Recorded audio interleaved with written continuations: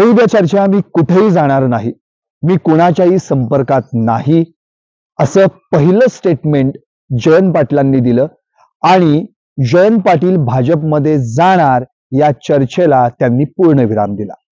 अर्थात पत्रकार परिषद घेऊन त्यांनी हे स्पष्ट केलं की मी शरद पवारांसोबतच आहे आणि त्यांच्या सोबतच राहणार. भाजपचा कोणताही नेता माझ्या संपर्कात नाही किंवा मी भाजपच्या संपर्कात नाही.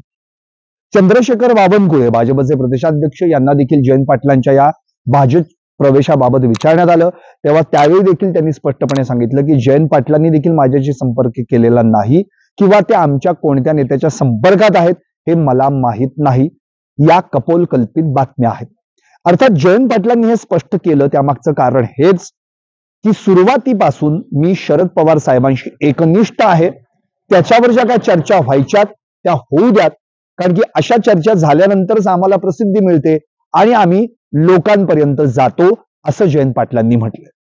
आता जयंत पाटलांसंदर्भात चर्चा का सुरू झाल्या याच्या मागचं कारण आता काही गुलदस्तात राहिलेलं नाही, कारण की याच्या आधी बरेच जण काँग्रेस सोडून किंवा इतर पक्ष सोडून भाजपमध्ये प्रवेश करते झालेले आहेत.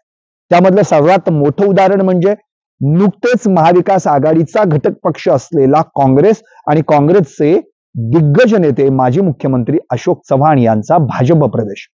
अर्थात त्यानंतर विजय वडेट्टीवार जे आता विरोधी पक्ष नेते आहेत ते देखील भाजपच्या वाटेवर आहेत अशी चर्चा रंगू लागली आहे. आणि याआधी बाबा सिद्दीकी काँग्रेस सोडणार अशी चर्चा होती, पण ते खरंच त्यांनी काँग्रेस सोडली आणि राष्ट्रवादी पक्षात म्हणजे अजित पवार गटामध्ये ते सामील झाले.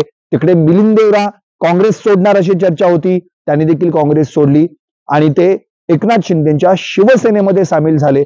त्यामुळे अशोक चव्हाण असो, मिलिंद देवरा असो किंवा बाबा सिद्दीकी असो, यांनी पक्ष सोडला आणि ते वेगवेगळ्या पक्षात प्रवेश करते झाले.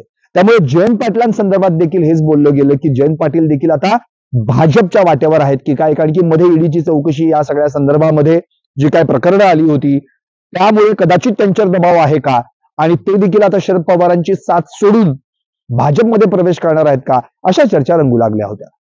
पण जयंत पाटील यांची जी एकनिष्ठता आहे ती अर्थातच शरद पवार साहेबांसोबत आहे आणि ती आपण वेळोवेळी पाहिलेली आहे.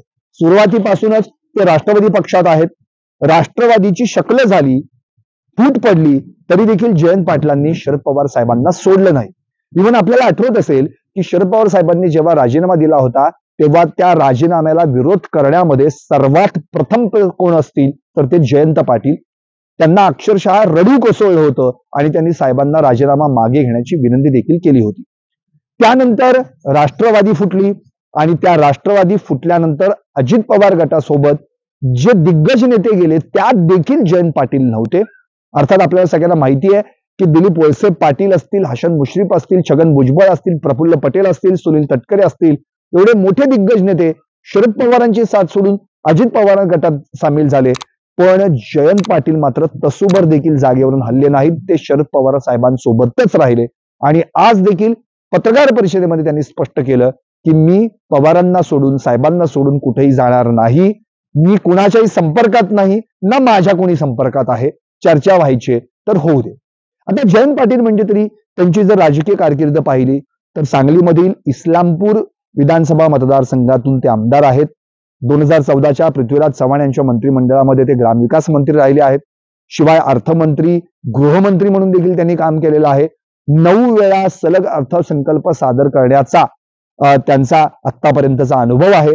त्यामुळे जयंत पाटील हे पश्चिम महाराष्ट्रातले एक सर्वात मोठं नेतृत्व मानलं जातं, जे शरद पवारांच्याच सोबत राहिलं, वाढलं आणि त्यांची राजकीय कारकीर्द देखील बहरली. आणि आता अडचणीच्या काळात ज्यावेळी राष्ट्रवादी पक्ष फुटला त्यावेळी देखील ते शरद पवार साहेबांसोबतच राहिले. इव्हन आता राष्ट्रवादी काँग्रेस पार्टी शरदचंद्र पवार हे जे काही नाव आता पक्षाला तात्पुरतं मिळालेलं आहे तर त्यासाठी देखील जी सगळी प्रोसेस असते, कायदेशीर प्रक्रिया आहे किंवा निवडणूक आयोगाकडची प्रक्रिया आहे, त्या प्रक्रियेमध्ये देखील ते राष्ट्रवादी काँग्रेस पार्टी शरदचंद्र पवार या पक्षाचे प्रदेशाध्यक्ष म्हणून त्यांनी महत्वाची भूमिका बजावलेली आहे. त्यामुळे महाविकास आघाडीचा एक घटक पक्ष म्हणून राष्ट्रवादी काँग्रेस पार्टी शरदचंद्र पवार या पक्षाकडे पाहिलं जातं आणि त्यांनी स्पष्टपणे सांगितलेलं आहे कोण सोबत आहे कोण नाही यापेक्षा महाविकास आघाडी एकसंध आहे आणि आम्ही सगळे मिळून यंदा महायुती विरुद्ध लढणार आहोत. त्यामुळे जयंत पाटील यांच्या भाजप प्रवेशाच्या शक्यता आता मावळलेल्या आहेत. त्यांनी स्वतः पत्रकार परिषद घेऊन या संदर्भात या चर्चेला पूर्णविराम दिलेला. पाहत रहा निर्भीड आणि सडेतोड सरकारनामा.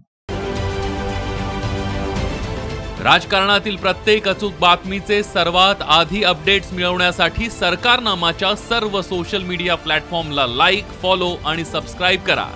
तसंच सर्व नोटिफिकेशनसाठी बेल आयकॉन प्रेस करायला विसरू नका.